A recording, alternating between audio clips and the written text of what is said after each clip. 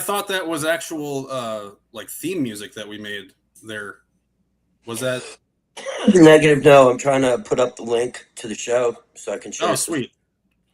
All right. Well, hey everybody, welcome to the Rinse. It's Sunday, July 5th. Happy 4th of July, everybody. We made it.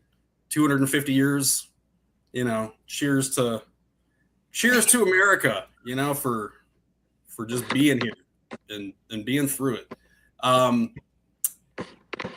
Did anybody do anything fun for the 4th so far? I feel like it's still like a weekend, and I think we should still keep celebrating it for the rest of this year and through the next 4th, because it's a pretty big event still, and we'll get into that. But did you guys see any fireworks or, I was in a parade. I didn't see fireworks, but I was in a parade. Wasn't that last month, Mark? No. The parade was yesterday. It was the 4th. Now, but let me ask you guys a question then too, because like my brother, I asked him about this, and he said that he doesn't like fireworks. He's not a big fireworks guy. Like, fireworks shows just kind of bore him, and I was amazed by that. But I asked him, like, what would you rather do? Like, go see a parade or go to a fireworks show? And he just looked at me like, neither. Like, I would rather stay home. But parades, Mark, like what was the thought process there? It was a Democratic Party parade here in Peoria. I mean, they had a float and a thing in the parade. It was here in West Peoria. Okay, this is West Peoria area, but West Peoria as a corporate entity is about a mile that way. And so it was that parade. And so it was like about an hour and a half waving to people, passing stuff out. And that was kind of fun. And, Did you burn any MAGA flags again? No. like you did in the prior years? No. That was not. I burned that one flag. I caught some heat for it, so to speak. But that was not on. That was actually in September, I think, when I burned that. But that was a Trump flag. Larry Silver already shooting shots in the chat. He's not going to be in office after 28. I love, Drew, that you're the only one on the screen right now that thinks that, though. Like, I think an attempt is going to be made. He might not be successful, but he's gonna be trying. I don't think so. I think he will. Well, wait, Drew, what did you do this weekend? Did you see any fireworks shows or almost, blow off any fingers? I played golf. No way. I like that you're taking a step out of your comfort zone, finally, and just, game.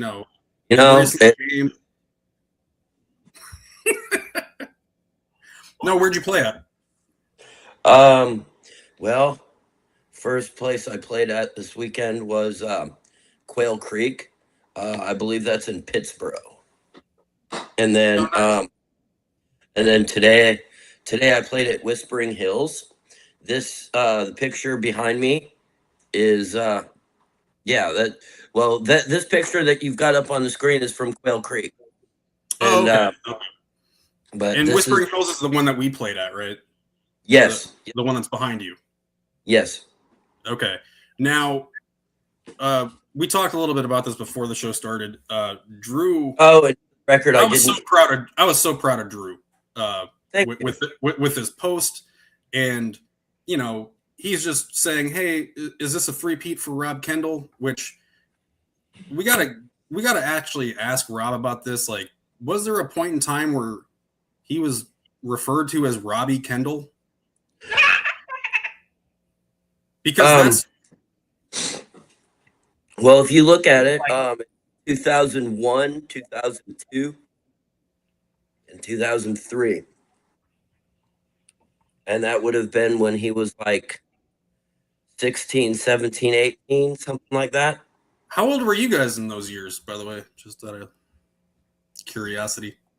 2001? Yeah. What part of the year? Oh my God. Like, is it AARP going to ask a question? Wait, that's how they got Osama bin Laden. He turned 50 and boom, they knew where he was. All they had to, but I was 45, turned 46. Okay. Drew, what about you? Younger. I was much younger. Well, yeah, Than you but are now. I was 17 in 2001. I was 25 years younger than I am now. Drew, I hate math on a Sunday. You know, there's Mhm. there's really nothing worse than that. Okay, 2026 minus 25 is 2001. See, I need a dry erase board right now. But Mhm. now let's get back to the post that you had here. So it was is that a three-peat for Rob Kendall? Very nice. Just shout out to Rob Kendall about Yeah, yeah, a no, free. it's a nice little golf course. Um, I mean, it's surrounded by some really cool small cottage, small like custom homes. Really nice, well maintained. Um, just really, really nice little golf course, man. It's in Pittsburgh. We played it. I played it several times, and it's fun little course, and we had fun. And yeah, so this And even and in the even in the comments, Rob got in there. He said, "I used to have talent." You know, got a good laugh. And then Mike Young, Senator Mike Young, based Senator Mike Young, according to Indie Reporter. And I love Mike Young. He's been on Mouthwash. He's just if you get him talking about the Kennedy assassination, it's one of the Which funnest one? listening sessions that you had. The 63 one, not 68. I've gone through Daily Plaza. Oh man, that you should just we need to get Mike Young on just to talk about that again. That was a fun time. But no, Mike Young kind of calls out Rob Kendall. he does. And Drew, I mean, this was again very happy with your tone that you took throughout all this. I'm improving. I'm getting better, right? I mean, you were answering like politicians, like they were kind of going back and forth. Mike said that I wouldn't give him any credit as he's not good at anything he does. You, on the other hand, are a great American who expresses his views without abusing other people. You exemplify what it is to be an American. Rob, on the other hand, shows what it means to destroy another American because he disagrees with the person's ideas. I like you better, Drew. And that's coming from a state senator. That's got to feel kind of nice, right? Yeah, sure does.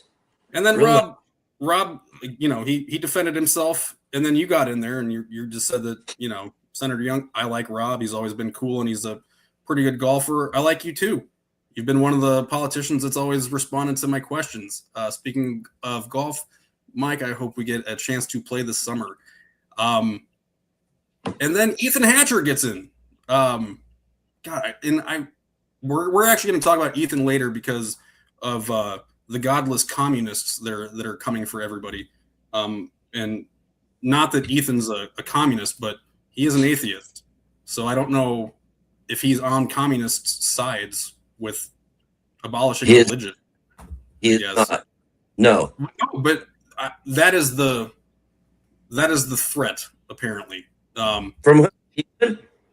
No. From the right, and we'll get there. Okay. I'm lumping in with how everybody on Fox News is going after Mamdani and saying that communists are the biggest threat to America in our entire history, bigger than 9/11, bigger than World War I and World War II. But yeah, you guys, this goes back and forth for a while.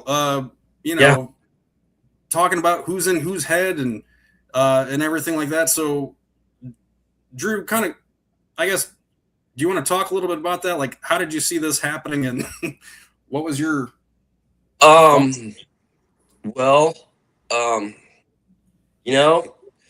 I've played there before, and I saw the plaque. I saw that Rob Kendall and his buddy Ernie won the club championship for the juniors for 3 years in a row. And I thought that was neat. And I've played golf with Rob. Rob's cool. He's a good golfer too. We played there, and I saw that. So took a picture of it, threw it up on my post, and wow, it escalated quickly. That's yeah. It's like the Anchorman sketch. Like, it's. I didn't see that coming out of just a picture taken from a trophy room in a random. What are you drinking on Modelo's over there? Yes, sir. There you go. See, Yeah. I thought golf is supposed to calm you down. I mean, why get irate over golf history? To me, it's kind of like negating the whole point of being out there. Golf is not a calm sport. Golf is one of the most frustratingly stupid sports there is. I stay pretty calm when I play golf. Drew, I've played golf with you. You don't. I mean, I've seen the rage. Yeah, but sorry. I mean, honestly, when I play, there's probably at least 4 or 5 times where I feel like breaking my club over my knee. I don't think anyone's ever played the game that hasn't had. The whole matter, the whole point of it is you take that rage and you direct it into focusing on your next shot. Don't break your club. It doesn't do any good. I was a club breaker when I was. So you were like Happy Gilmore, basically. Kind of, yeah, maybe. See, I play my clubs that I use. They're all the same. I play with 5-wood, so I've got like 8 5-woods. Now some of them are metal heads, others are wood heads, but they're all 5s, and that's my favorite. That's my favorite club. So I just imagine you kind of having like the Fred Flintstone bag with like the sticks with the actual rocks, like little tied to the bottom of them. I've got this old canvas bag that's got like a St. Andrew's tag on it. So it's like, and I play with fluorescent golf balls. That way I lose them less frequently, and they're especially easy to find in water hazards. So if you see that, you can know the one to pick out of there that might be a better lie. So, hey. Oh, nice. All right.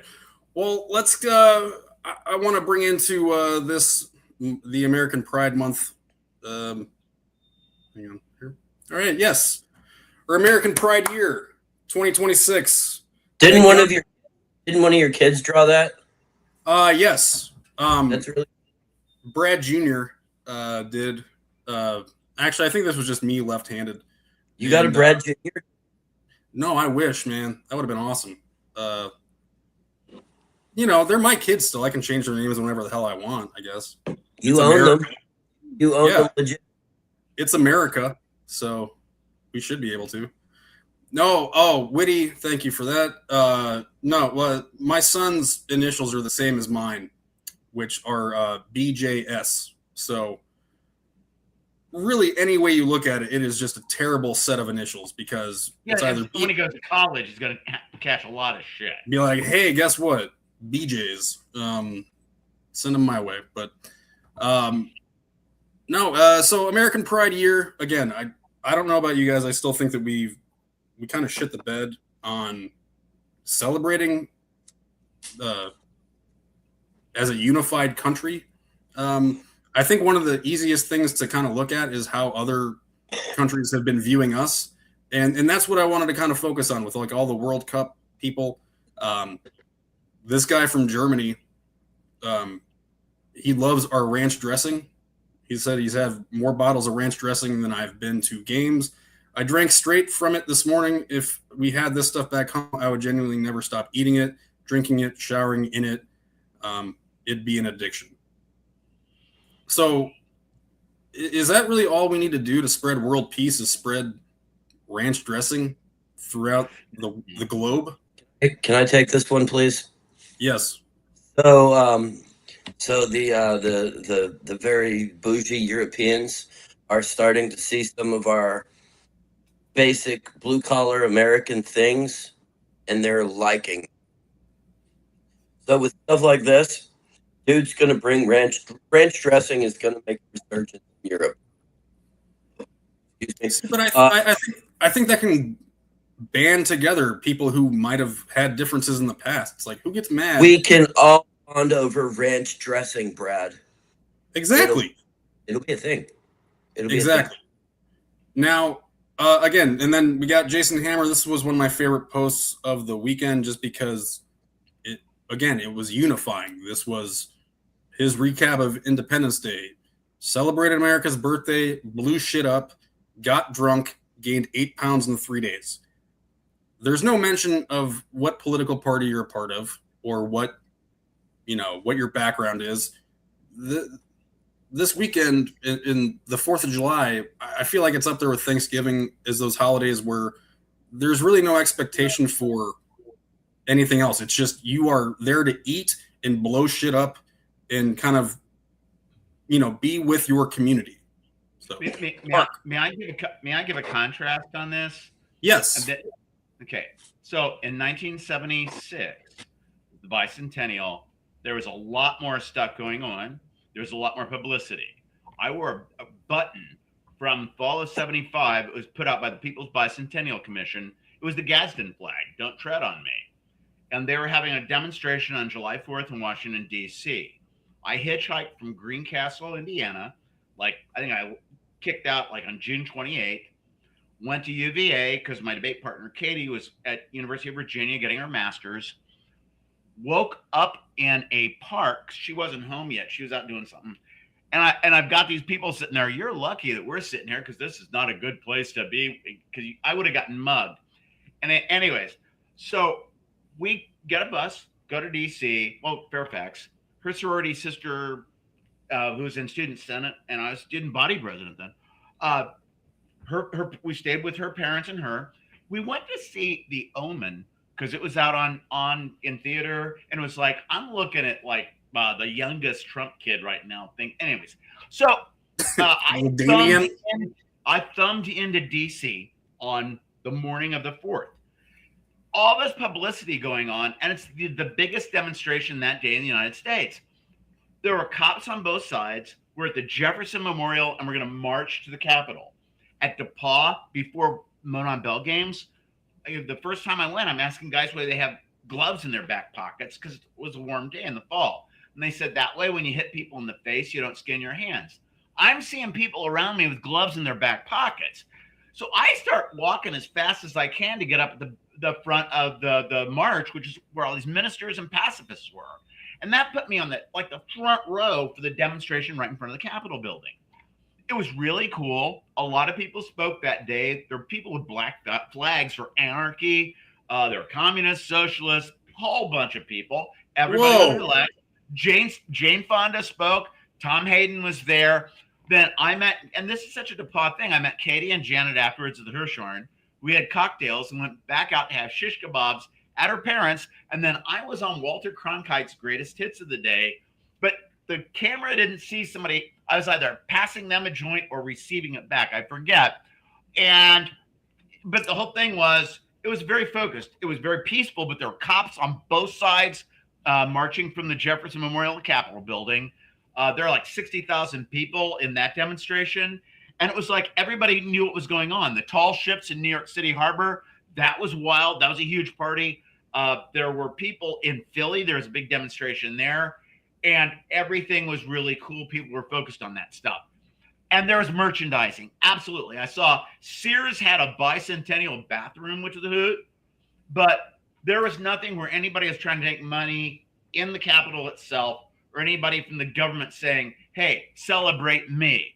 And I think Gerald Ford had a thing where he was ringing a bell. It was and he kind of looked dorky, but that was Gerald Ford. But that was it. This now, what happened yesterday, the setup for it, if anything, it was tacky. There wasn't any coherence to it. Maybe that's the nature of how we communicate anymore, because there isn't the cohesion of 3 networks, PBS, and something like that, which there was then. They were just getting into cable. I don't know if that's the explanation, but I know there was a lot more coherence in planning and carrying things out.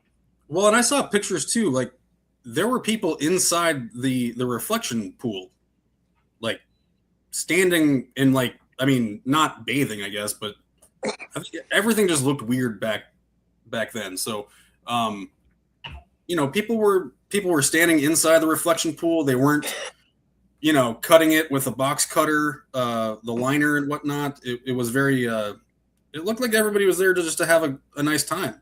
Yeah, it was, and a good time was had by all, at least on my part. Then I hitchhiked back to Indiana by way of Cincinnati, party with another debate partner of mine, and he had graduated, and then made it back into Greencastle. And it was like, round trip thumbing is always a challenge. That was like the last long distance trip. No, seriously, Mark. Like every time you tell like a story about hitchhiking, I still am shocked that you weren't murdered. Not because of you personally, just because of the idea of hitchhiking it and getting away with crimes back then. Just seems he's the psychopath. Stupidly easy. It was. I was doing stuff that was young, and I was doing things that weren't really all that good. I'm losing you guys on my thing here, my screen. But it was, I had fun doing it. What can I say? Yeah. Well, no, and we still got you on this end, like, so just so you know. Yeah. But I do love one of the things that I love too. Merriam-Webster is one of my favorite follows on Twitter and Facebook, just because, like, I still think it's important that words are used correctly and that words are defined correctly. But this was one of the best burns that I saw, because it's like, it's the dictionary company, and they're like giving it to England, because we gave them that L in 1776, and it's, you don't have to be overt with any kind of patriotism or anything like that. And people in England buy dictionaries too, but man, they got a sweet burn there. Oh, see, and Drew. Okay, because I'm gonna bring that up here. No, stand back up, because I want to see that again. Thank you. Free America from Israel. I got told that the left is the reason that there's so much anti-Semitism, though, in the United States right now. It's the actions of the Israeli government that has the rise of anti-Semitism. And it's not anti-Semitism to hate the action, to dislike the actions of a government and to really despise that government. Yeah. And so what you're saying too then is, like, if you disagreed with what the United States is doing or their actions or their leader, just because you disagree with that doesn't mean that you're not. It doesn't mean you're anti-Christian. Yeah. And it's not saying that we hate our country or that we think that, America should fail. It's not a Christian country. Well, I mean, we're a Judeo-Christian country, I think is what. No, we're not. No, See, Drew, that's your Second Amendment thing. Like, getting Mark all riled up about Second Amendment stuff. That, I think I can get you with that. Just saying. Yeah, we're a Judeo-Christian. No, we're not. One thing I'm going to interject. No, we're not. 2 days ago, we're not a Judeo anything. We're not a Judeo anything. No, I digress. It's 78 degrees in here, though, and it's kind of hot. So I'm sorry. What's your cat's name? Which cat's that? Barley. Barley. Hi, Barley. Barley. I came up the street the other day. I'd run across down the street for a minute. I had a whistle pig in my backyard. Groundhog. I have a groundhog here in the city. It bummed me out. Why? They're cool. Not very pleasant. They're not very pleasant. They're Democrats. No, I mean they're on the next property over, but they took my pears from my pear tree when I was in school, and so I always been very. Well, give it a name, and you can send in a mail-in ballot for it later on in November. It's the best of both worlds. About that, we do not get about that. Go mail-in ballots. I did want to. Well, actually, wait. Let me put this back up here because, so lately it's been, what I've seen is apparently, Zoran Mamdani is ruining New York City, and that, communism is the biggest threat to us currently, and Fox and friends, they've been in front of the freaking Statue of Liberty all weekend. Okay, talking it up, and and again, Statue of Liberty is one of, I feel like, our most prized presence from a different country, and France. yeah, and historically, it's been used to welcome people to the United States, right? That's the first thing I see. So is that still on the table? Do you guys think? Yeah, absolutely. Everybody that wants to come to this country needs to go through Ellis Island. Nowhere Well, else. How about that would work? I think All people right, well, should destroy history. We I should have have a, very, very tall. We should have very, very tall walls and a wide gate that people could come in through. well. Do you guys know who Troy Nels is? No. He's a congressman from Texas, which I'm just teeing this video up because at first he was talking about how he was going to go home and eat lobster tails and ribeye steaks, and somebody asked him Shrimp? about Shrimp? Was he gonna shrimp too? well, yeah, probably. I mean, from the Gulf of Mexico. Gulf of America. Okay, well, let's just see what Troy has to say though about how he views the Statue of Liberty now. And again, this isn't a random ass person. This is a guy who actually is in Congress that votes for shit. Let's see what is that if the American people are truly going to enjoy the 4th of July, right? You have to love our country, number one. You have to love our country. There's a lot of people. There's a lot of people. There's a lot of people. Can I tell you something? This is what we got to do. We got to put a bed sheet, a big bed sheet, over the Statue of Liberty. 10 years, 10-year moratorium on immigration. No more. We have to get this under control. The amount of people that are in this country, we don't even know who they are. The tens of millions that came through in the previous administration, we don't know who they are. The people over here on visas, you signed a little deal that says, I come over here for 5 years and then I'm going to leave. They're overstaying their visas. The fact of the matter is, we got to have a 10-year moratorium on immigration, so we got to have a freeze, put a bed sheet over the Statue of Liberty. Drew, stop nodding your head. Because she's going to need to go to sleep for a while. She got to go to sleep for a while because we're not letting anybody in anymore. Well, some people think we gotta put her to sleep for a while. Okay. Can we talk about hyperbole? Yes. Can we talk about? Yeah, we can talk. Drew. Yeah, you start off with this. Yes. Okay, so I don't think that he meant put a physical tarp over the Statue of Liberty. That's just ridiculous. What I think he meant was put a 10-year moratorium on immigration. I really don't think that that's a bad idea.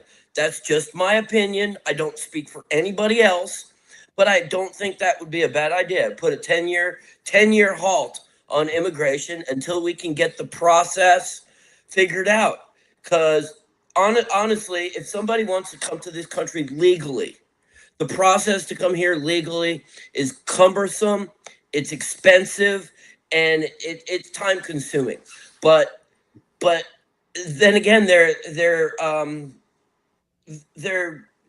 what do you call it? They're making it look attractive to just creep across the border and claim political asylum, and then they're here. So I'm sorry, but we do. I agree with this guy 100%. 10-year moratorium on immigration. 10 years. Absolutely. Mark. Okay, we don't have a problem with immigration, first of all. And if you want to live in someplace safe, live in a neighborhood where you've got immigrants. Now, immigrants who are here by permission on things, they can't vote. People who are here illegally, guess what? They actually pay taxes. They're paying sales taxes. They're paying taxes when they buy gasoline. They're doing all that stuff. And plus, they're doing jobs that people here really don't want to perform. Bullshit. Whoa. I didn't say anything while you were talking. Okay, you're right. So those people are doing things that we need to have done. If you want to look at crime rates, when I heard the majority floor leader of the Indiana Senate spoke to the Broad Ripple Republican Club, like 2023, I think, or maybe it was 2024, he said there were people there, Tea Party people, saying, well, what are you doing about all those immigrants? He goes, first of all, we don't have 30,000 Haitians in Cass County, because that's where he's from.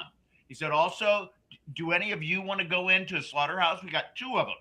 And those people are doing those jobs there. And yeah, we've had violations of crime from people there, but far less than the average. And they're good people there. So, and that is an important aspect of it. So we need immigrants here because not only that, this country was built on immigration. And not only that, the European people coming in were killing a lot of the people who were already here.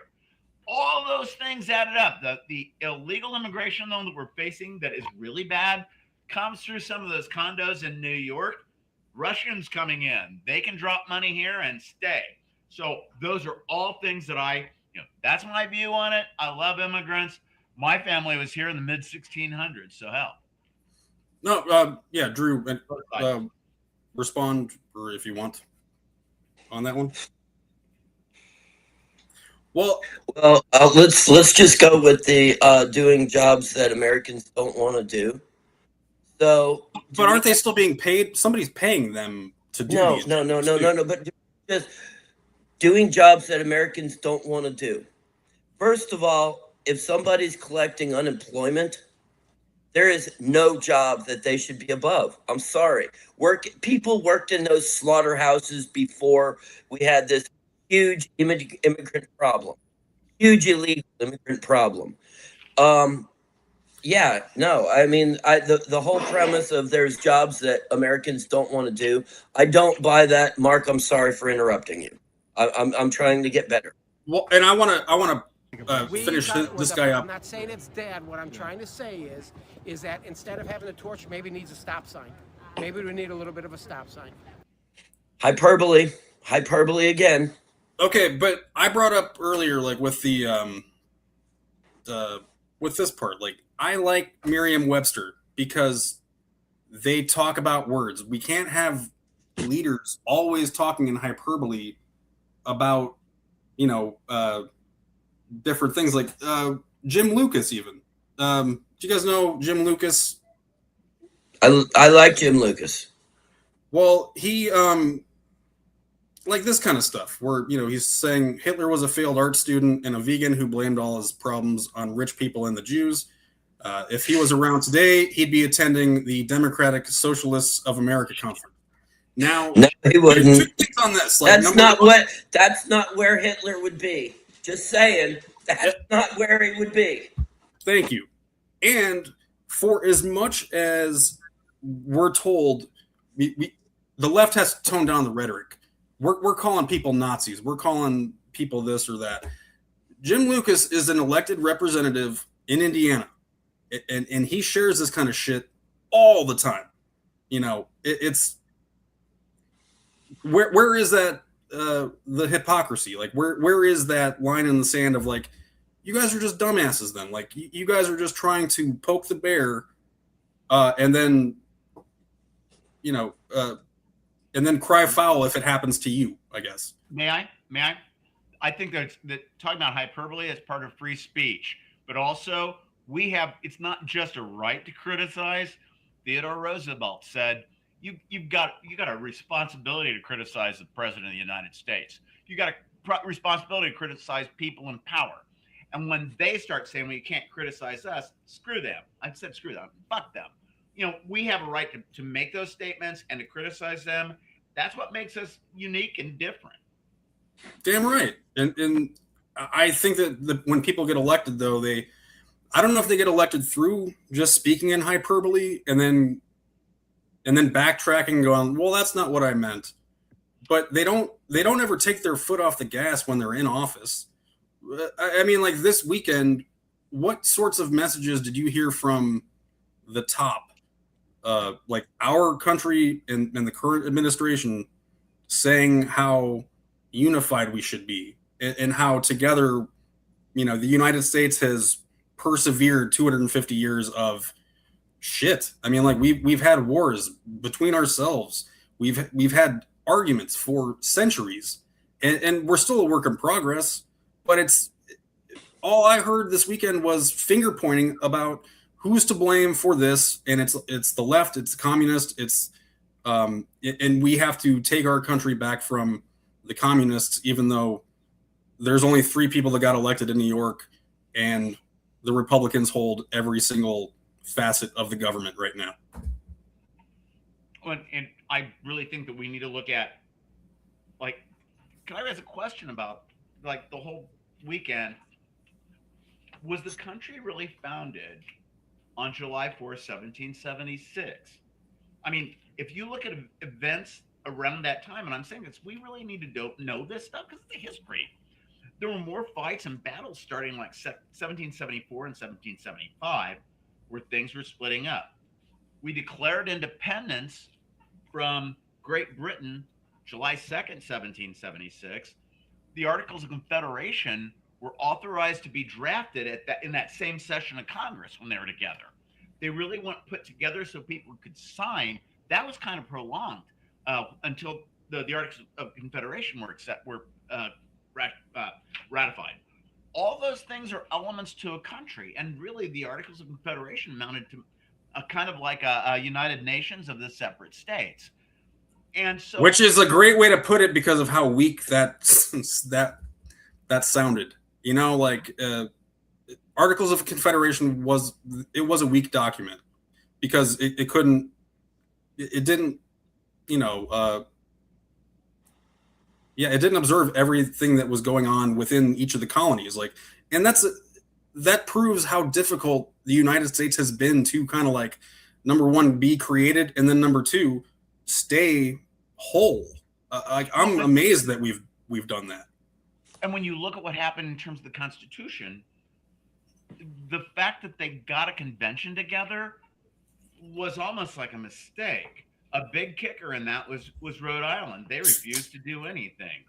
So Rhode Island, get the hell out of here with your small ass. Like, no, I mean, but you had to have a unanimous vote on stuff because Rhode Island refused to do that. That kind of relieved a lot of the burden of some people and the states coming in. And so when they had the convention, they meet in May 1787 in Philly. Patrick Henry refused to attend. And he said he smelt a rat in Philadelphia. And so he refused to go there. Now, that's why they were able to get the convention. It was a long, protracted thing. But that gets back to the whole idea of like Patrick Henry. And I blogged yesterday, I think it was yesterday, I saw that Todd Rokita had said, like on July 1st, he said, well, let's remember Patrick Henry, who everybody remembers for his having said, give me liberty or give me death, also had a thing about Indiana because he authorized George Rogers Clark to go on an expedition that was in Indiana, and they named the Fort in Vincennes after Patrick Henry. Okay, Patrick Henry never said, give me liberty or give me death. That cannot be validated. What he did say, and this is more important about our country, Patrick Henry, during Virginia's ratification debates, said, look, we can't get rid of slavery. It's evil. It's wrong, but it's convenient. He used the word convenient. Now, instead of saying, well, that's really negative about our country. No, it's a recognition of these people were arguing about that, and we're arguing about slavery. And when you have somebody like Micah Beckwith saying, well, they didn't even mention it in the Constitution. That's right, you idiot. They didn't. They didn't want to. Because all the other countries in the world are like discarding slavery. These are important things about our country. We have to recognize. And so I'm looking at this stuff, and so I made the comment that I had a rather acerbic title for my blog. But when people ignore it or they prefer to have some kind of rosy thing, give me liberty, give me death. He was actually saying, give me liberty, give them death. And when you recognize those roots of our country, that's when you can start saying, wait, these people were actually people. They were human beings. Yes. They're not these demigods that need to be put on pedestals. I mean, like, I really think the more you look into it and the more you read, you understand how difficult it would have been to get everybody on any sort of the same page. Like, even today, like, we're all here in the same country. We should all, Tommy Ice, he posted a little bit ago, is unity bad? And I can't remember what unity is not bad. No, and I don't think so either. But if you bring up the idea of unity in like a school setting right now, they would cry, "Hey, this is DEI, this is woke, nonsense. That's you're speaking in hyperbole now, aren't you, Brad? Maybe, yeah. But I don't think that I'm wrong in my assumption that would be said. Unity is one thing. Unity is one thing, and that's DEI is not unity. No, unity for its own sake is wrong. If you're going to say, just shut up and go along with this, we've all faced that too. No, well, and that's actually a great point, Mark. It's because like the First Amendment gives us that right to complain. It gives us that right to question, and we should be allowed to. Yeah. Sorry, go ahead. Sorry, Drew. Go ahead. It's fine if it's organic. But isn't there always somebody pushing it? Like, no, yeah, there is somebody pushing it, but not always. I mean, but I think during our, during our country building, we had that common enemy of England. You know, it was easy to, I mean, not easy at all, but like it was, we had an external enemy that we could point to and say that was it. Okay, but at that time, and this goes back to Patrick Henry. Nobody can remember his having said, "Give me your liberty, give me death." But at the same period of time, he had gone in and made us, and it was the same date. He was said to have said that he made scurrilous accusations against the king, insulted the king. Everybody's sitting there. We were all people then were British subjects. Patrick Henry came back into the House of Burgesses the next day and apologized profusely for insulting the king. And so when you're saying they were the enemy, think about what was going on at the time. They were kind of ignoring what the people here in the colonies were saying in some ways, but we'd got protection from the British Army and Navy. They had to fight the French and Indian War, killing more people. Okay. Then people here got annoyed because we were getting taxed for it. Then there's like a 60-day delay, 30 days over, 30 days back, any communications with England. Well, they're kind of screwing up on how they're handling things on PR with us. And then they compounded it because people from here wanted to go and address Parliament because we had people saying, let's talk to the king. That's where they started screwing up. Then another problem was slavery. A lot of the people here who were loyalists left. I think there's like 30% of the people who were here left these colonies. Go ahead. I'm sorry. Go ahead, Drew. I'm sorry. Disagree with you about the Patrick Henry quote. Really? Really. Actually, Larry had a funny comment about it, and I don't think Mark's quite that old. But no, while you were talking, I went ahead and I ran it through a couple of different search engines, and every single article that I came up with said Patrick Henry is attributed to that quote. So attributed means it didn't come up until 35 years after he spoke, and it was in William Wirt's biography of Patrick Henry. Patrick Henry didn't say that, but also Wirt said he didn't talk with anybody who was actually there. There was one person who had been there who wrote a letter to him and said, this is some of the stuff that I remember, kind of the subjects and everything. He didn't give the line of give me liberty or give me death. Nothing listed it in a newspaper at the time. So he was attributed to saying that, okay? Yes, every single publication that I looked at. But nobody who was quoted from being there at the time. Nobody. Every single publication. If only we had video and audio evidence from that day. Why didn't somebody post that shit on Facebook? Well, I mean, come on, Drew, like we can all look at the video of January 6th and reach the same conclusion, right? No? God sent them there. I mean, they were FBI plans. I mean, it's a dessert topping. It's a floor polish. It's a dessert. Well, let's let me switch gears and go back over to the TDS part of this with the communists and everything, because I do want to ask you guys the question of what is that? Okay, is communism the greatest threat to the United States, as I've heard? this weekend. No, it's not. Mark, do you agree with Drew that it is not the greatest I threat? agree. We probably have for different reasons, but I mean, it's not the greatest threat. No, I don't want to like dig into why. Like, I just love that you two are on the same side of this. Yeah, this is a miraculous moment, guys. Let's just sit and take this in for a second. Okay.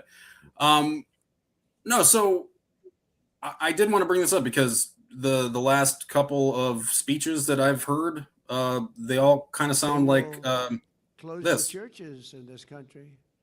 They go communist, and they're trying to. They will kill your people, and that's They will kill your people. They want to end religion. Agree with that, Larry. Because their ideology doesn't work if you have strong religion people like you that are so incredible and love our country so much and love God. This is the greatest threat to our country since its founding, in my opinion, 250 years ago, what's happening right now. But that's okay. So I do like, let's talk about Larry's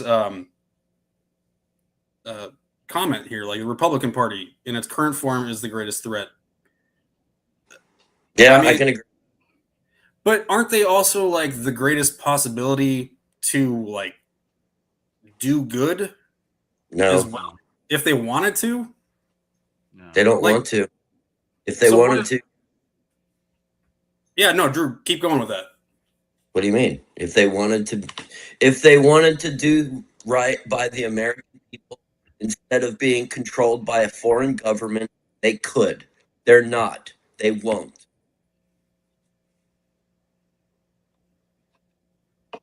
No, yeah. Mark, what about you? Like, do you think that the Republicans, in its current form, is the greatest threat? Yeah, because I think and we've had conversations about this. The corporate entity that's been established as kind of a cookie cutter design here in Indiana, there for Republican Party that is a not-for-profit corporate entity that is therefore doesn't have shareholders, so people can't buy shares to take it over, and they have like confidentiality where they don't have to show secrets or anything, and they're taking over the government. That's a very real threat. I don't view any party that would do that any differently. I was focused on studying the Republican Party at that point. If anybody has similar criticisms from actually looking at the Articles of Incorporation and bylaws and rules of any iteration of the Democratic Party in whatever state, be glad to look at them. But I think anytime you have a corporate entity set up like that, and the corporate entity is written into the statute as being part of the government, I don't give a damn what party it is. That's wrong, and that is a threat. Well, so is this hyperbole? Yes. Well, and I'm surprised. Not my question, but not that question about communism, but like, is Trump's comment on communism being the greatest threat? Is he speaking in hyperbole, or is he really believing that? That's all he speaks. I believe he believes it, though. And so I think he talked He's about being. Are you worried about more socialist candidates? You got to work on your sound. It's a big threat to True. our nation, actually, because it's not social. Oh no, I gotta get this turned up. They use the word social democrat because it sounds so nice, but it's really. But he's saying that social democrats are communists, and that That's talking points. But how can he have these kind of talking points if he's supposed to be the leader of the entire country, not just Because he has a narrative that he wants to get rid of anybody that's going to question him. Because he has people who are going to enforce that by primarying anybody who disagrees with him, and the rest of the Republican elected officials don't have spines, and so they back off, and leadership of the Democratic Party nationally has backed off, and so and as far what as leadership Islam is in being the Democratic Party? What leadership Sorry? in the Democratic Party? Like Democrats are just. They're not. It's like the blind leading the blind right now. They don't know how the hell to respond to this guy. Still, it's like the blind leading the deaf. no, totally. I do want you guys to comment like one at a time, very gently, to what Tommy said. The Democrat embracing communism with Islam is a very real threat. That is different than what the president has said, and I'm not saying that this isn't a threat, but these are two different things, I think. But yeah, go ahead, Mark. Okay, communism isn't part of. You're looking at socialism. It would be like having a whole bunch of money that you're kind of controlling from the government and everything. Except we do that with corporations as it is, and they don't get accused of anything. As far as Islam is a religion that has been fine, more or less. I mean, people in our country, most people who are believers in Islam don't throw bombs and stuff, and they're probably any more than Christians. So I think that's not a real threat at all. I think people who are sitting there saying you have to believe like we want, or you got to be thrown out of the country or put in prison, that's a threat, and that's what I hear from Trump.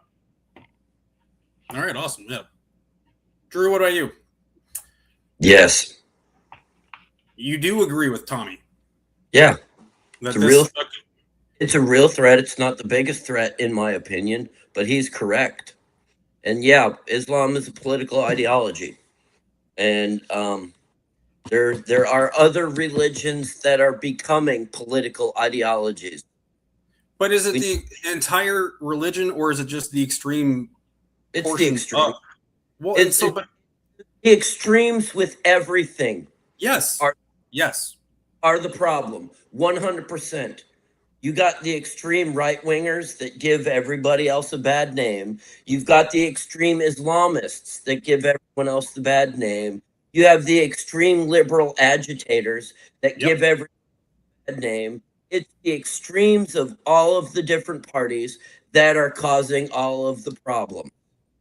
Have you read the Quran, Drew? No. Okay. I think that'd be important before you start making accusations about the beliefs of Islam. What accusation did I make? I gave an opinion. Well, just about, but because I think what the belief is, and if you're going to make that. But what are you disagreeing with that I said? Because it's not a political ideology, and also parts of the belief system, especially when they teach that an adherent of the faith should donate 10% of their wealth and their time to the poor without question.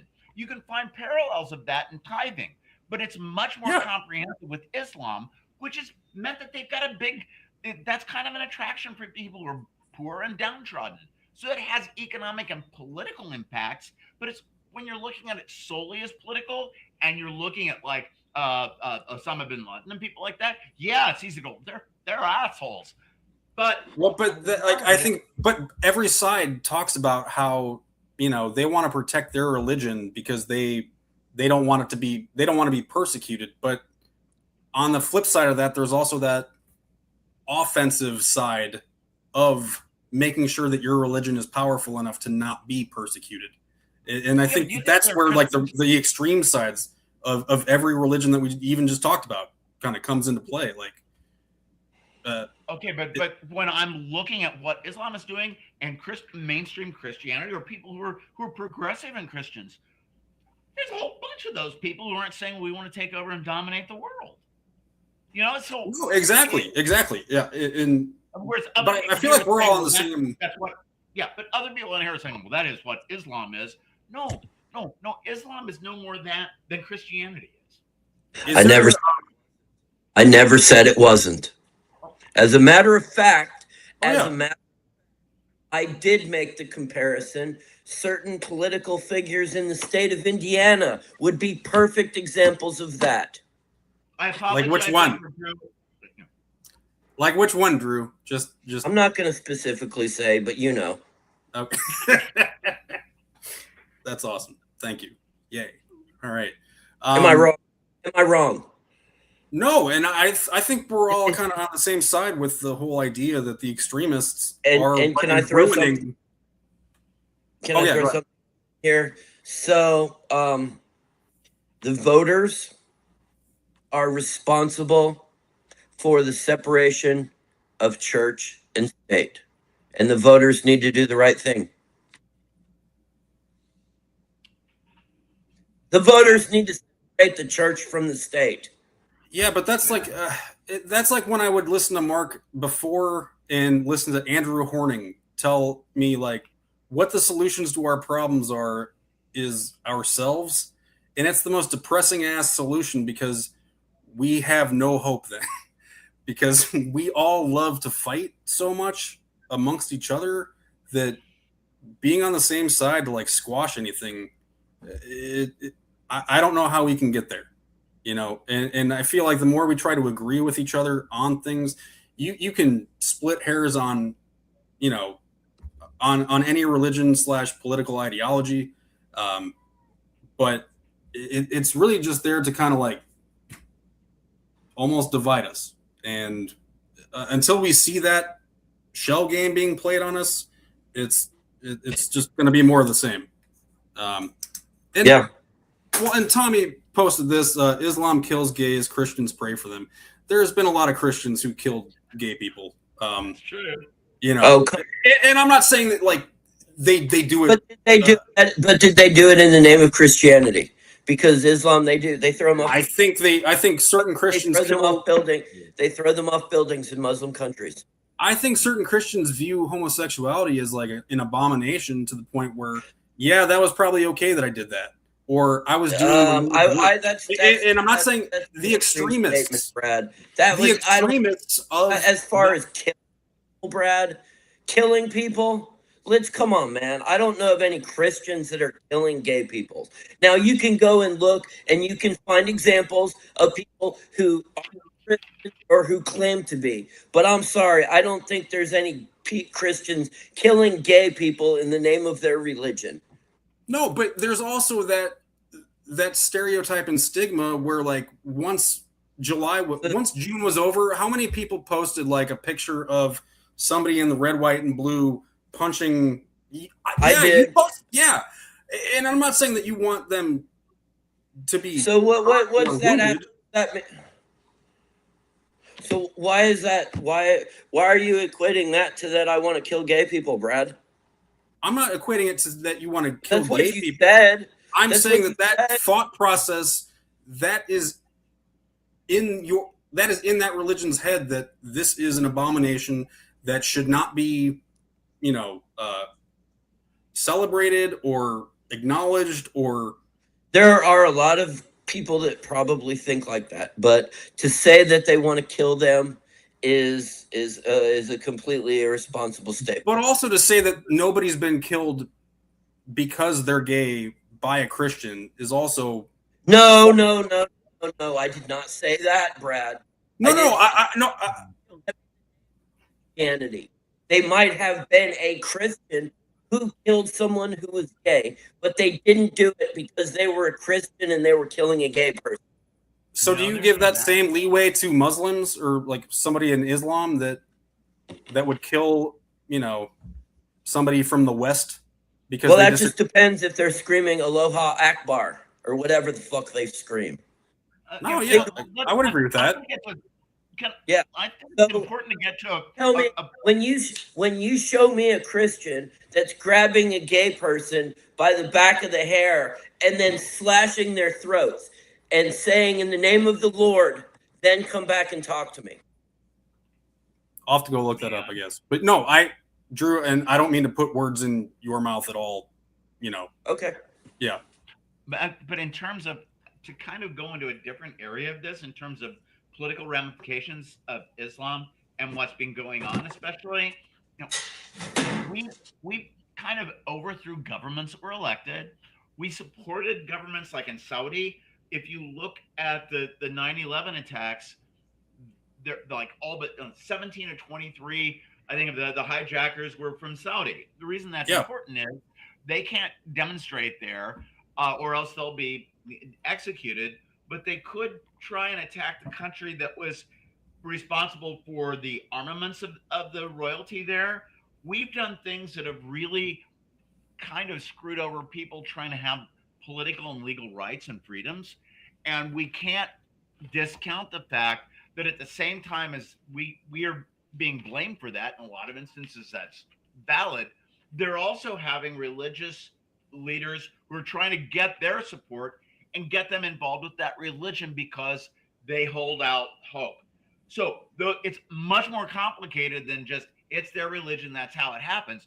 When we're throwing governments out, as we did with Mossadegh in Iran in like 53, we act like, well, that's just a long time ago, and that's just one of those things that happens. No, those people remember. And when we talk about like the embassy was taken over in Tehran, I remember that, even though it was 1979, so we're getting close to 50 years. But at the same time, when Ronald Reagan was running for president, the October surprise occurred because he committed an act of treason in getting the Iranians to pull out of giving the United States hostages back at the last minute. He wanted that advantage against Carter, or else it was close going into that. Mm-hmm. Drew, are you claiming that he violated the Hatch Act? Who, Reagan? Yes. He wasn't yet president of the United States. Violated the Hatch Act. At that point, he wasn't yet president of the United States. I don't know what it applied.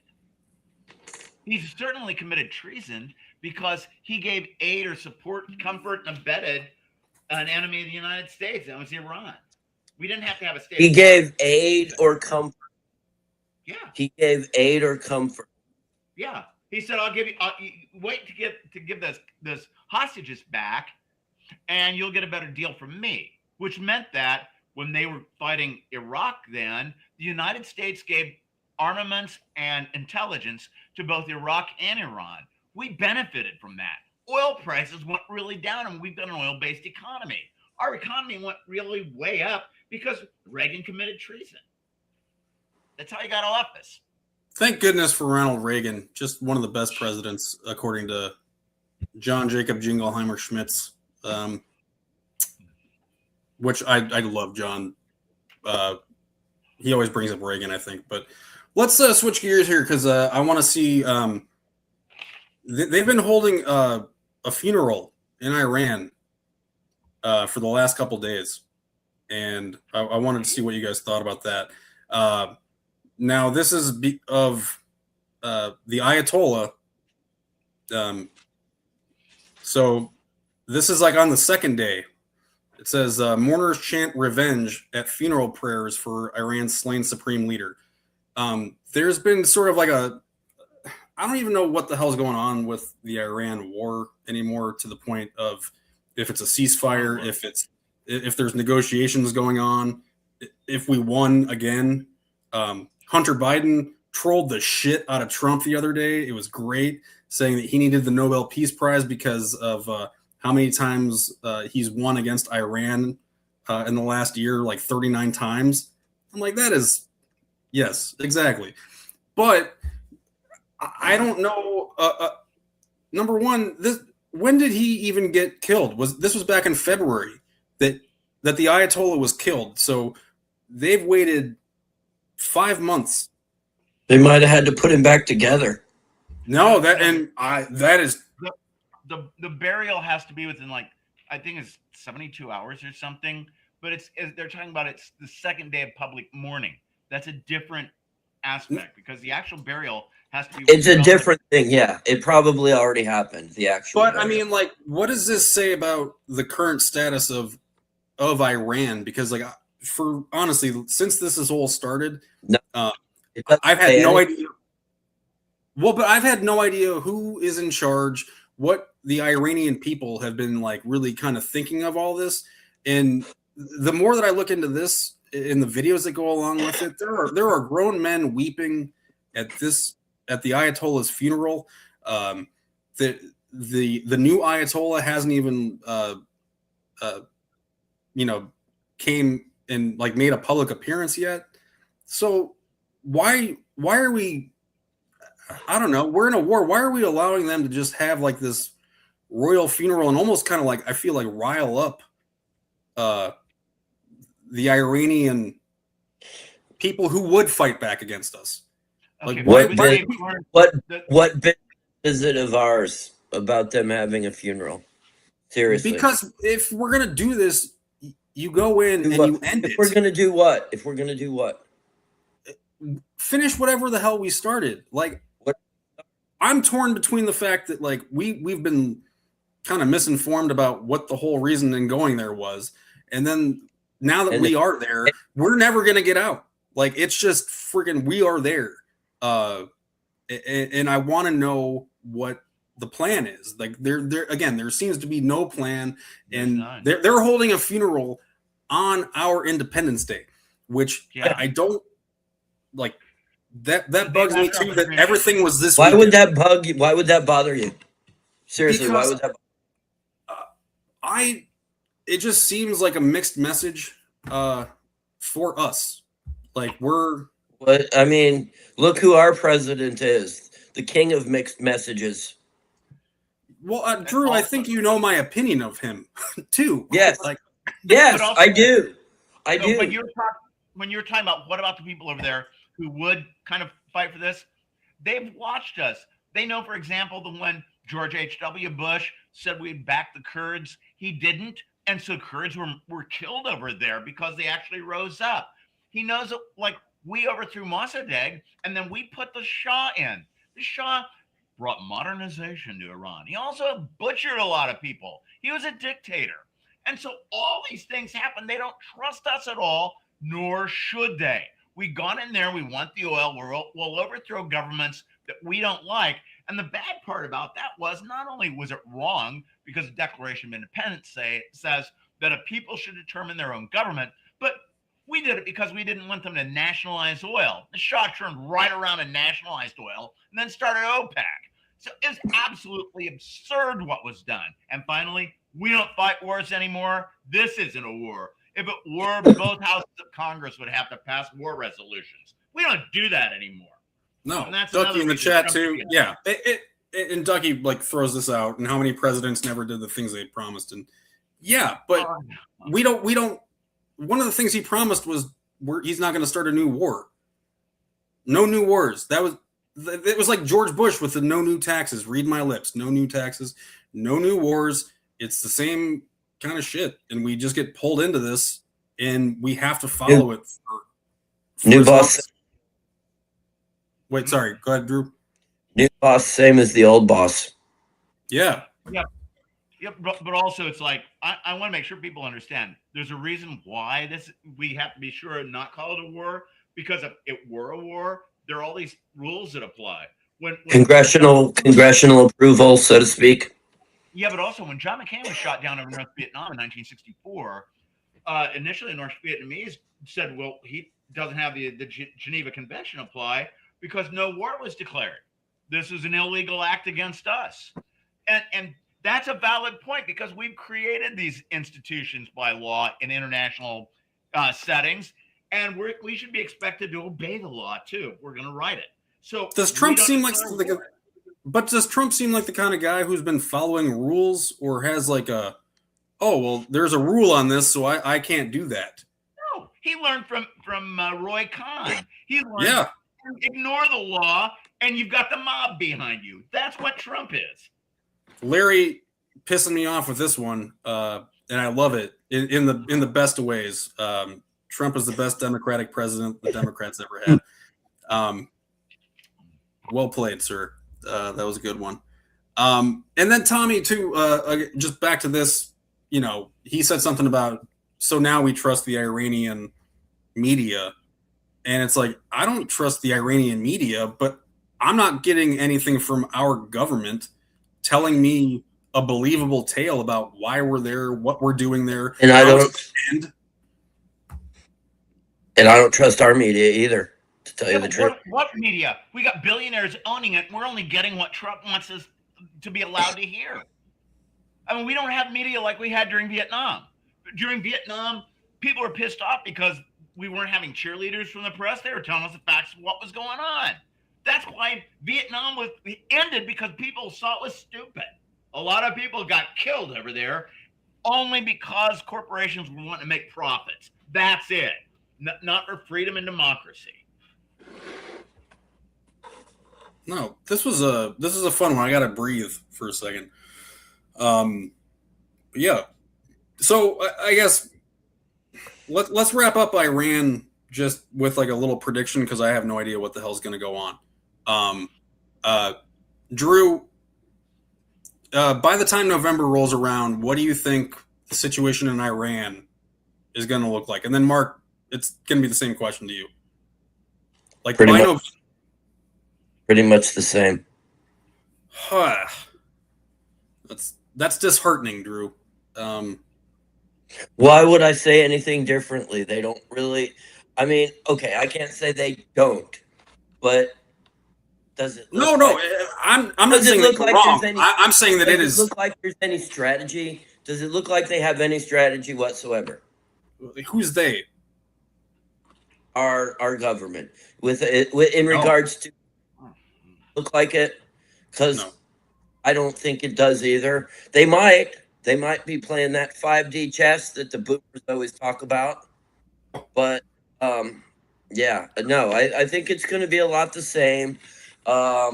Maybe Trump will declare victory a couple more times. Who's to say? I mean, wow, it is what it is, right? Yeah. No, Mark, what do you think about like by the time November rolls around, what's Iran going to look like? Iran won't win, but they'll cover the spread. No, and then Larry too. Yeah, they think this is a game of risk. And yeah. Well, I mean, but I don't know that we've given them any reason to not think that because of how many times that we've said, "Hey, there's a new ceasefire. We're doing this. We're going to be doing that." They've already agreed to that. They're begging to make a deal. It's like, no, I just think Trump has been making money hand over fist on everything, and that's actually what we're going to get into now. I really think this is just going to keep getting. I'm with you, Drew, on that. Like, I think it's going to keep going until November because those missiles are expensive, and every time they fire a missile, somebody gets a check. Think about it that way. But do we know where the missiles hit? We don't have anything. They know. We know what they tell us, so no, we really don't know where the missiles hit. In my opinion, I feel like we should. We all just need to take a day off and go protest or something. I don't know. Like it's getting to a point where. Can we call this? We call Cassie. Yes, we should definitely call Cassie for that one. I think she would be on the front line of that. Yeah.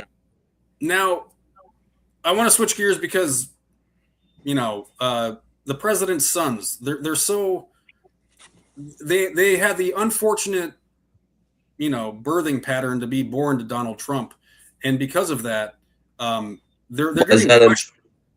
Why is that unfortunate? Would you trade? They're getting questions. No, they're getting. Oh fuck no! I wouldn't trade places with any of those assholes. No, no. You wouldn't.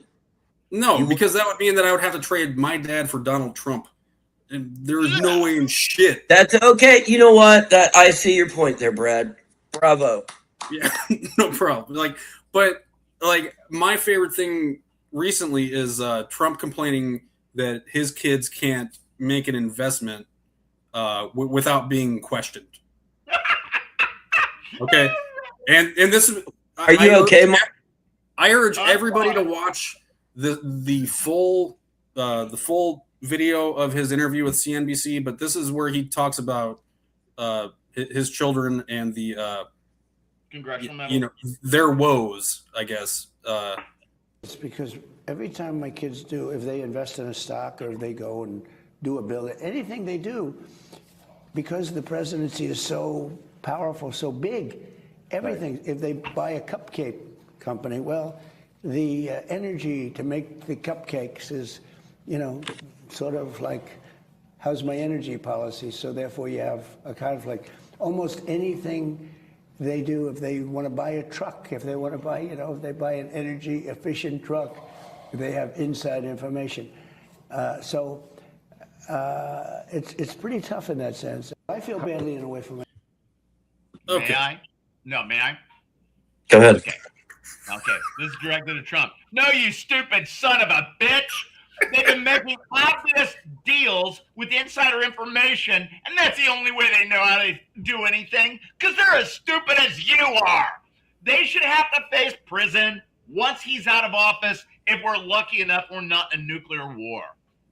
Sorry. No. Drew. I mean, I understand exactly what he's saying, and I agree with what he's saying, but my response to it is boo-hoo. I mean, that's what you signed up for. You became president of the United States. Every politician does that shit, and they're going to be scrutinized. So there you go. They should avoid anything that has the appearance where there's insider information. That's all I'm saying. I agree with what he's saying. They are scrutinized, but sorry, you get what you get. You signed up for it. Like maybe they shouldn't be on the board of Kalshi or Polymarket or Kalshi? Yeah. Did you say Kalshi? Like Don Jr.'s on one of the boards for Kalshi and Polymarket. They talk about, well, if you ask Don Jr. for advice on this, or if he's on the board for this, how, just devil's advocate on that, like how is Trump sitting there without his pants on fire, saying these things without any sort of notion about what they accuse like Hunter Biden of? Because he's incredibly stupid.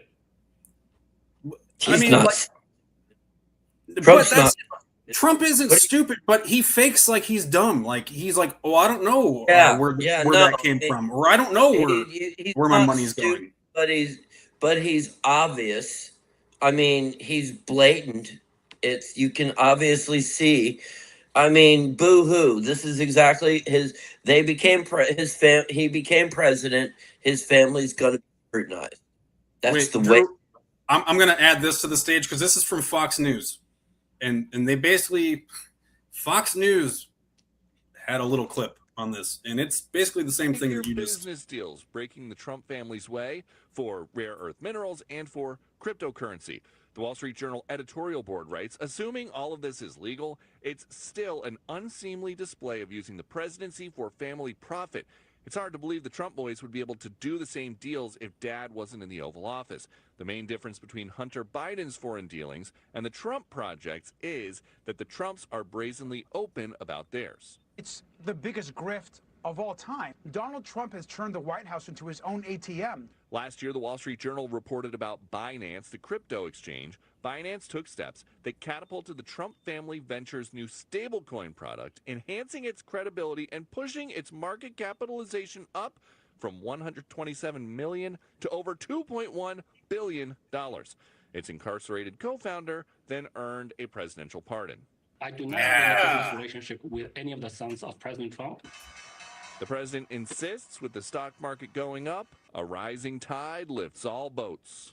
So we're all profiting. I'm profiting because I have a lot of money and a lot of cash, and sweet God, institutions. I don't know if they know what they're doing or not, but you dumb bastard. That Drew, like that fake stupidity. President Trump just finished airing on CNBC, and in it, the president was asked if he knew that the family was getting into the crypto business. The president said he could know it wouldn't be illegal, and that he feels badly for his sons, Don Jr. and Eric, because any business decision that they make is so scrutinized. Drew, what the hell does that mean? Like, I could know? I really can't. I mean, yeah, that seems sketchy as hell. Well, and Ducky in the chat, I love this. I'm sure it's not exactly legal. Isn't another word for that illegal? Isn't Mark? Perhaps you can shed some light on this. I think it's some Emoluments. Emoluments clause. Yeah. Is this a clear violation of that? No, because the United States Supreme Court would say it isn't. Don't. I mean, let's No, not because go Wait, there. do you mean- Like, do you mean- is it? But is it, Brett? Free vote. Is it a clear violation of that, in your opinion? Oh, yes. Okay.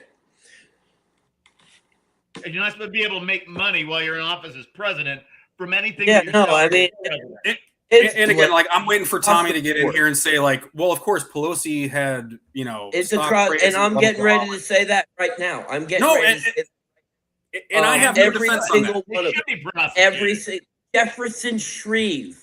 Jefferson Shreve is quickly becoming one of the biggest traders in office. Wait, traders, TRADERS or TRAICORS?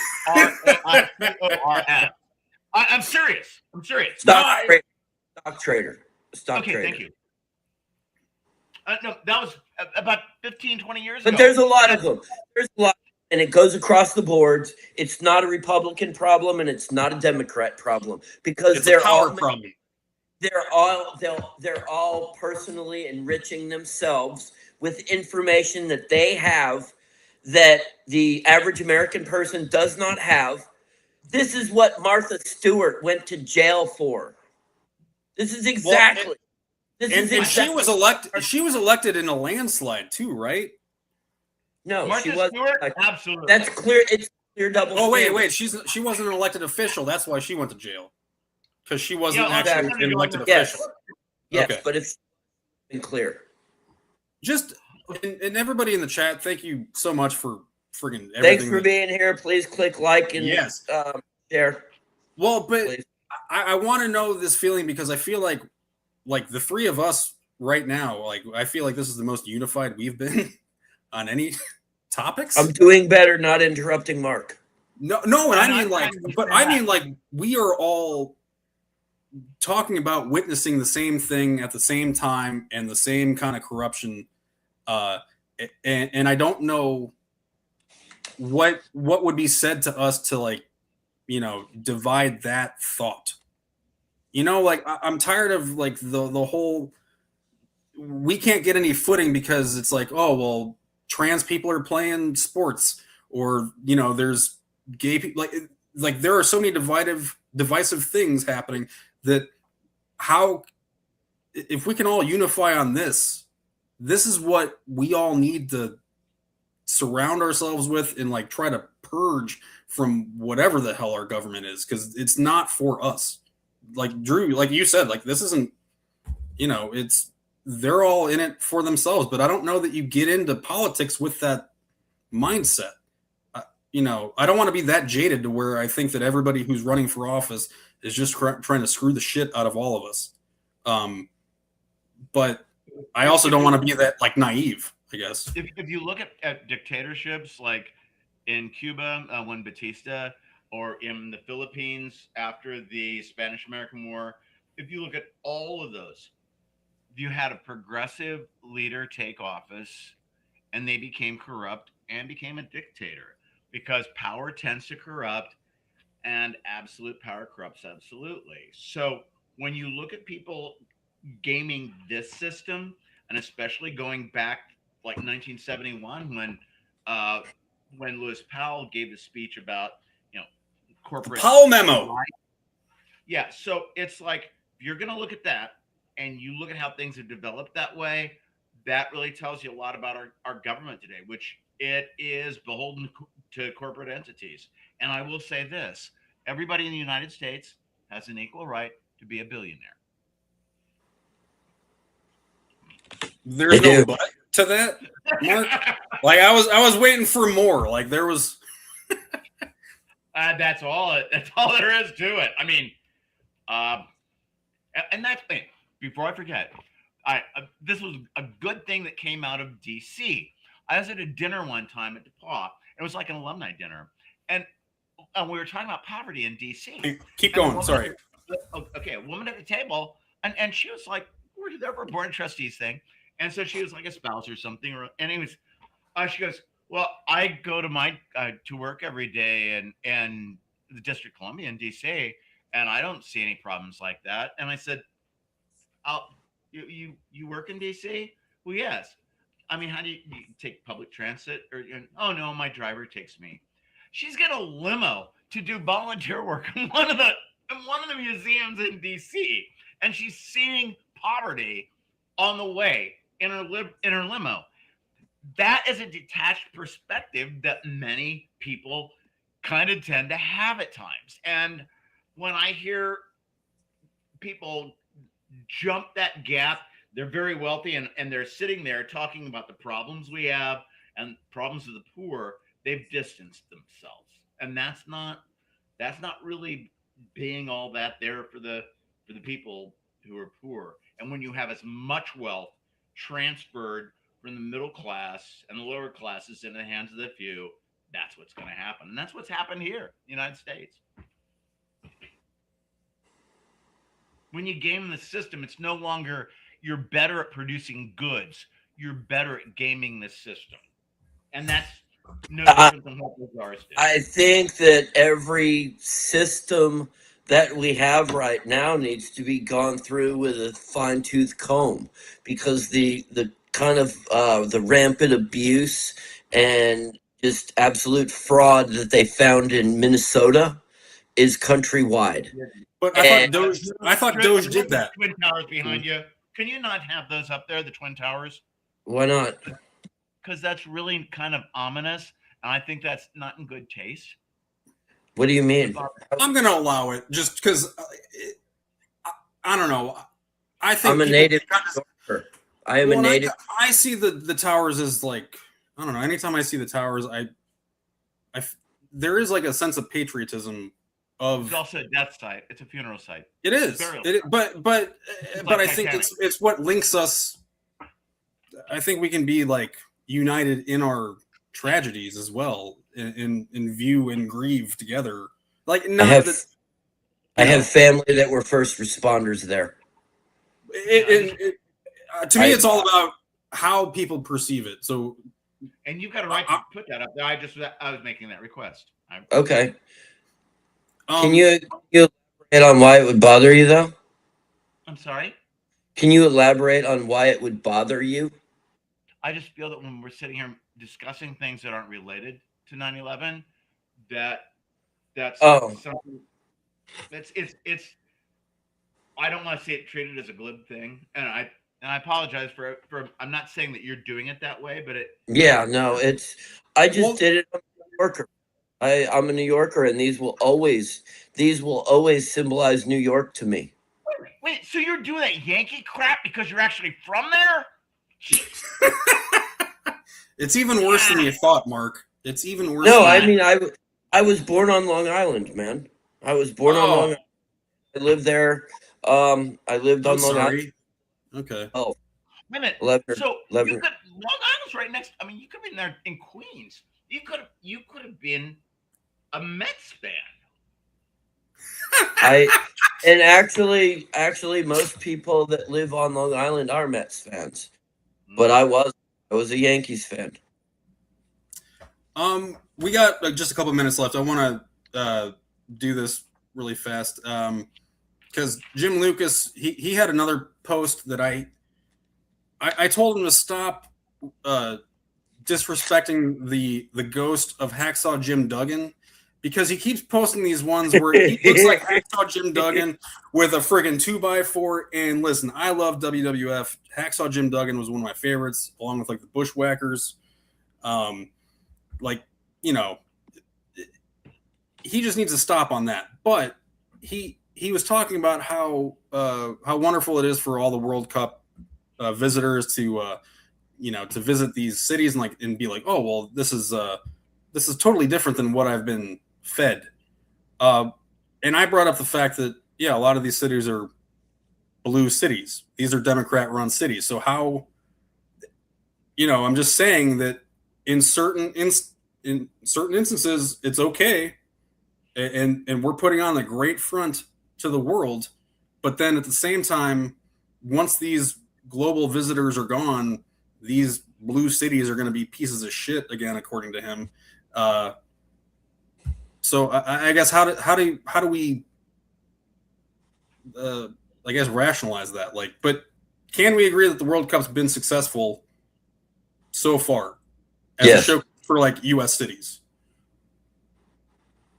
Yes. Yes. Mark, oh my God, it's like baseball but played on. It's soccer. It's soccer. No, it's football. No, it's not, Brad. Is that when Yeah, fucking it's just soccer. like It's 2 hours soccer. and it comes out It's 1-0. football. You can call it for like 2 football, hours. whatever, Comes out man. 1-0. Whatever, Brad, but it's soccer. All right, chat, get with me. Is it soccer or football? Please, like, what we maybe have three. And you gotta spell it right too. You know. No, you don't. You gotta have the little. You have to have the U with like the little accent. And isn't that like an axon egg U or something like that? Wouldn't you know that? Thank you, Rob. Rob Trickle. Thank you, Larry. What about the Australian rules football? Australian rules football where they do this with the flags. Look, I haven't. We call that rugby. We call that rugby. No, it's Larry had a question. Larry had a question about New York pizza. Did you see that? And I can't really answer that question in the way that he's worded it because what's my go-to pizza here in Indiana, or when I'm on the East Coast, which I rarely. Both. Give it to us both. Okay. Well, first of all, I think that if you're in Indiana, my go-to pizza. Okay, so locally here, I like Last Chance Pizza. It's at Behringer's Tavern, and they have a good crust. It has a good fold. I mean, I'm no Dave Portnoy or anything like that, but good, Drew. That's a good thing. I do know my pizza. So, but if I'm in New York, man, honestly, any little random pizzeria, mom and pop shop is gonna be good for me. I mean, I just would don't go and get like a Sbarro. You know, like don't. If you're in New York. Okay, I will take a Sbarro over a Domino's or a Papa John's. Oh, most definitely. Any day. But if you're in New York, you get one of those ones that are like, and then locally, as I said, Last Chance Pizza. That's on South Meridian Street, right next to Behringer's Tavern. They're really, really good. And then Papa Ray's on like Shelby Street, just south of Fountain Square, is really good. I'm judging that by the size of the cut. And then when you fold it, how it folds, and that's no joke. That's really. I love like the passion and thought. Like I love that you take it seriously. You're not just like willy nilly on. No. But honestly, there's like those pizza places like Papa John's and Domino's. Those are they're if you're getting rewarded at work, those are fine. Okay, Mark, do they have pizza in Peoria? Okay, let me answer in three things. Okay, I've had local pizza here that I haven't gotten knocked out of the park with, but I'll say that like in terms of generally in Indianapolis, having lived there for ages, a thin crust whole wheat from Basbo's was really good. Okay. If you're out in the state though, an underrated pizza, if you go to Pizza King has really good thin crust pizzas. Now in Chicago, is it cut in squares? If it's cut in squares, yes. If it's cut in squares, it's not pizza. I'm sorry. Yes, it is. I'm sorry. It's a freaking cracker. It's not pizza. It's a fucking little picnic. All right. Well, let's look at and then Rob's got a great one here. Absolutely. They're good. They're good pizzas. I've been to Giacomo's, but okay, I'll tell you one thing about Illinois. I've never gotten into Chicago style pizza, which is like pizza quiche, but like deep dish. Yeah. Commies and Giordano's. Yankees, they're really good. They're more thin crust with a lot of stuff on them. So I've had, the big thing that I've had culturally to adjust to since moving here. And by the way, I want to know if people are still getting shaken down from teams who are coming to the country because they're from other countries. But for the soccer stuff, but when it comes to getting kind of culturally adjusted, I moved from Illinois to Indiana right when the Colts had moved to Indiana. 84. 84. 83. They were there at 83. So their first season was 84. Yeah. I think they moved like in that. Yeah. Yeah. The whole thing with Mayflower. So I had to adjust from being a Bears fan. We won the Super Bowl and I'm really feeling good. And then trying to adjust to being in Indiana with Colts fans. As a Colts fan. So I finally do it. So for several years, I've been a Colts fan, all that great. I move here and I think, okay, I've got to adjust to being a Bears fan again. And now they're moving to Indiana. Now, I got to say, anybody who thinks that taxpayers benefit from public subsidies for professional sports is silly. And they're actually more of a communist than I am. So it's like I have a real problem adjusting to who am I going to root for as a team. I also have a problem with football because of brain damage, and that's really been established. It really hurts players. So I don't know what I'm going to do. They make that choice. They make that choice. They make their mistake. A lot of them didn't know about that when they started. They didn't know about it. I heard, at this point, they all know. At this point, Philadelphia Eagles player said, "We all knew you could break your legs. We didn't know you could break your brain." At this point, some of that, yeah. I mean, and once like they went to like face mask helmets and stuff, it changed a lot. And the Halo. We could do a whole episode on CTE stuff. Mark, did you watch football when you were younger? I watched it. I didn't. Red Grange. He listened to Red Grange on the radio. Were the helmets leather? You guys are real. I know. We're letting them have it now. You guys are okay, wait, I just want to. We're gonna have Galloping Ghost. He watched the Galloping Ghost. I want to end it on two things with pizza. Number one, at least Indiana doesn't have the worst pizza of all time, which is St. Louis style pizza. And if you've never tried it, they put on some weird ass cheese that is the most disgusting. It's not Parmesan, or it's not provolone, and it's not mozzarella. Is it Gouda? No. If it was bad. a great tasting cheese, it would be awesome. It tastes like a foot, somewhat. It's not. Is it a blue cheese? No, and again, I feel it's consistent. because whoever was poo-pooing on is it head cheese? Pizza King. No, from Texas Chainsaw Massacre. That's the only time I've ever heard the term head cheese. Yeah.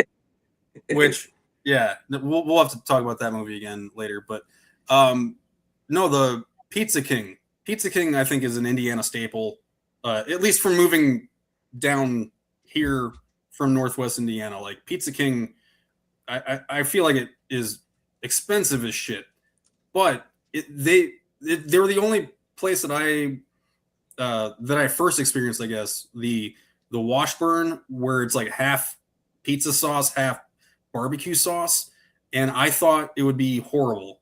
No, that's pretty good actually. It is. It's okay. As far as Pizza King goes, Brad, I'd rather have Chuck E. Cheese. Dude, don't skimp on Chuck E. Cheese either. No, Chuck E. Cheese actually, is great pizza too. The pans they bake that in. That's fine. No, Chuck, and same thing with Casey's. Casey's breakfast pizza. Is amazing. Yeah. Wait. Qualifier. If we're going outside and in the state of Indiana, and you're looking at types of food, I gotta say, hot dogs. Hitting a B&K root beer stand, you pull in and they serve you at the car. Those are the best hot dogs. There's one on the east side of Logansport, and there's one on the northeast side of Rochester. There's one in Alexandria. You got to get a good glizzy. We have a McDonald's and a Subway, and that's it. In Alexandria. But we have a B&K, which is a godsend for us. So, and then Ducky in the chat, thank you. It's like something like Harvati cheese, but it's some. Look up St. Louis pizza, and if you ever go to a Cardinals game, go to Pappy's Smokehouse. Why would I want to go to a Cardinals game? My God, I have moral values. Oh Jeez. man, Mark, I went to because they're a real team. They're a real team, Brad. Yeah. All right. Real quick before we leave, though, yes. wasn't there some drama happening?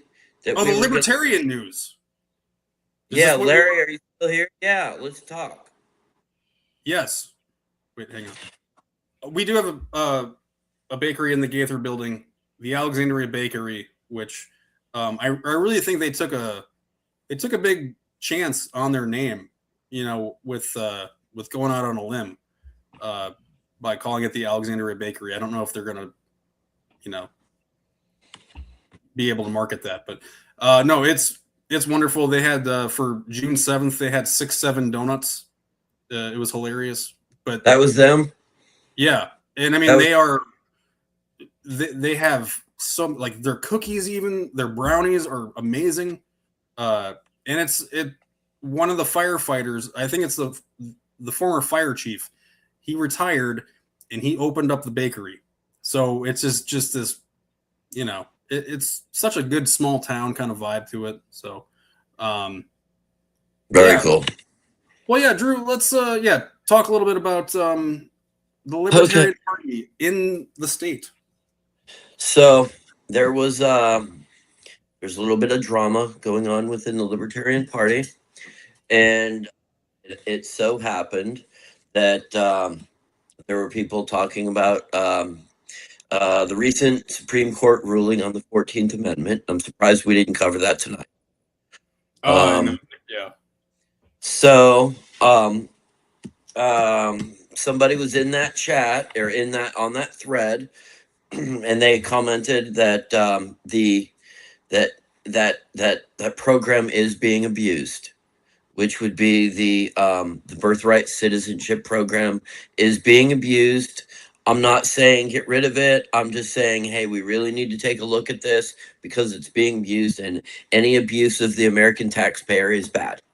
That's just my opinion on it. So that commenter was met with the laughing emojis and all sorts of things, and comments that that's not happening, that the birthright citizenship program isn't being abused. And again, it's not a program. It's constitutional amendment, part of the Constitution. Okay, so it's being abused then. It's being abused. I'm not going to sit here and argue. I Drew, yeah. But what I'm saying, look up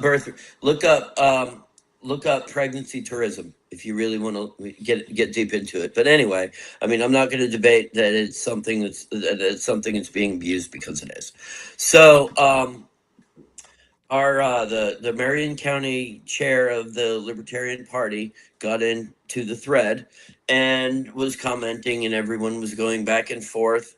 And so our word for the day has been hyperbole, which the chair of the Libertarian Party said, "I hope you lose ballot access to these people that were laughing, as opposed to having an honest debate about something, or at least not debating, but talking about how, you know what, I disagree with you that's happening, irregardless." So anyway, so there's a libertarian candidate for Congress in the 7th district. He'll be running against Andre Carson. He calling for the Marion County Libertarian Party chair to step down. Now, who is the Libertarian Party chair? Stephen Whitmer. Oh. Well, and he doesn't speak in hyperbole, though. Yes, he does. I mean, I love Woody. I was party to this thread. I was party to it. I know exactly how it was going. I would not have said that. I would type that. But I that's understand too, though. Like, when you guys talk about hyperbole, it's you know, or at least just not having the same level of appreciation for someone else's argument. Like, even if they're arguing a point where you don't find value in it, or you can't find that it is a valid argument, you still have to. They weren't arguing against our point. They were simply being dismissive. No, exactly. That's what I mean. Like, you still have to engage. You can't. At this point, honestly, if somebody's being dismissive of your point and not even wanting to listen and having a rational adult discussion about it, as opposed to laughing, or in this case, I guess some of the extreme libertarians tend to squeeze the rubber chickens. Remember the rubber chickens? Like yeah, but anyway, that's ruined a few concerts, by the way, now too. But what I'm saying is people should participate. If you have differences, they should just be openly discussed in a respectful way. I mean, but it's our First Amendment right to not be respectful, right? Like, I don't have to be respectful. So wouldn't speaking in hyperbole be a First Amendment right as well? It is. Yeah, like, and that's like, it's all protected. I'm trying to keep the gopher. Damn it! You scared the gopher on that hole behind you. When I'm watching the golf course there. Never mind. Don't worry, he's gonna get blown up in a minute. So that's really how we should have ended this episode, is just blowing up the golf course behind him. No, well, so Drew, Larry, walk us through, like, what are the next steps then for the Libertarian Party? Okay. Or is that I didn't mean to. That's it. We got to switch. The half of them are going to say they're more doctrinaire and consistent with philosophy than the other half, and the other half are going to say no. Okay, Larry, I know you don't have a rubber chicken. So basically, what's going on is that our county meeting. Good God, look at the eye of the tornado behind us. Turn around again, Mark. Okay, so basically, there will be a group of people that are trying to have the county chair removed. And when does that? I guess July 15th. It'll be 2 weeks from this coming Monday, or 1 week from this Monday. Okay. So and I'm going to be absent from next week. So is this something that you guys can kind of at least bring up next week when I'm out? Yeah, but I think we're going to talk about guns next week. Oh, good. Yeah. Because, like, I'm all for the Second Amendment. I just don't give a shit. And I don't have any guns. So I just don't think that they're going anywhere. For the gun debate, I was going to have my friend Jay Hart sit in for me, Mark. Oh, Jay, you can't bring in a ringer for shit like this. I'll handle anybody, but after all we talked about and everything, that's not fair. No, I was kidding. I'm kidding. I'm totally kidding. No, but for future guests, though, how'd you guys like to try to get Jesse Brown? Oh, totally, yeah. Well, and Whitty said he would come on. Good. Yes. Anytime Whitty wants to come on, he's always friggin' welcome. What I really want, though, and maybe you guys could see about making this happen, because I don't have any. I don't know if you guys do either, but I really want to get some of those Turning Point kids. On this show. I want Republicans. I want Republicans to come onto this show and explain to me what the hell I'm seeing from their viewpoint. You want a Turning Point kid? Turning Point kid? Yes. Okay, absolutely. I got to run, guys. Let's wrap it up. We're hitting on. Oh yeah, we went long tonight, but yeah, everybody in the chat, thank you guys so much for sticking with us. Mark, hang Larry, on. I'm going to be with you guys. Larry, I don't think so, but there's a possibility. I won't be here next Sunday. I'm going to go to a concert, so it's just going to be these two knuckleheads and probably some guests. So we'll figure that out. But and yeah, they're going to be talking about guns. Let's see if I'm going to reach out to Guy Relford just to. He doesn't like me, but that's because I don't like him. No way, Mark. That. All right, everybody, take care. Love you guys. I'll see you in a couple weeks. Peace out.